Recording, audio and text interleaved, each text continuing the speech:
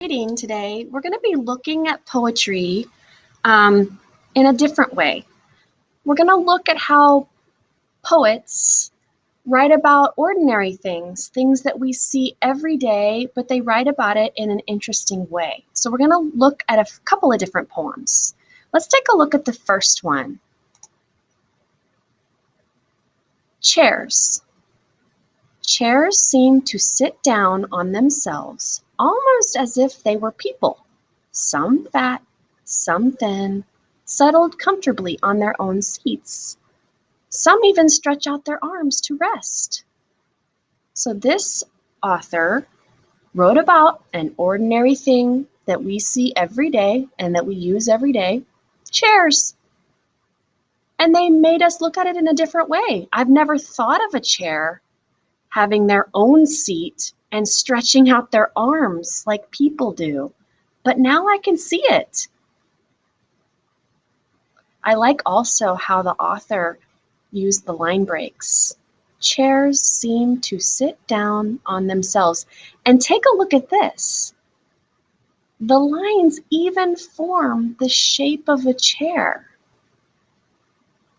All right, let's take a look at another one.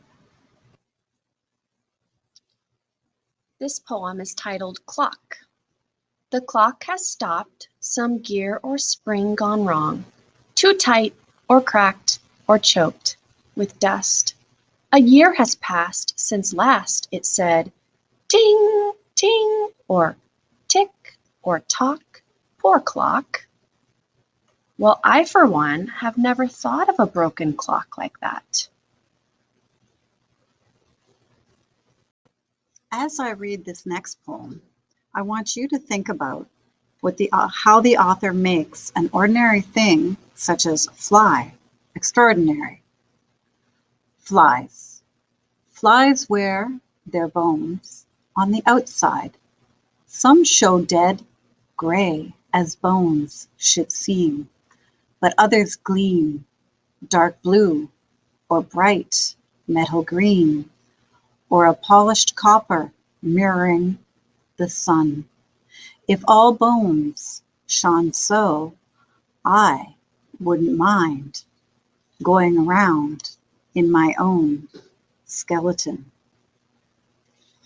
Now I'd like you to talk about this poem with somebody at home about what you notice. What did the author do to make flies seem a little bit more extraordinary than just an ordinary fly?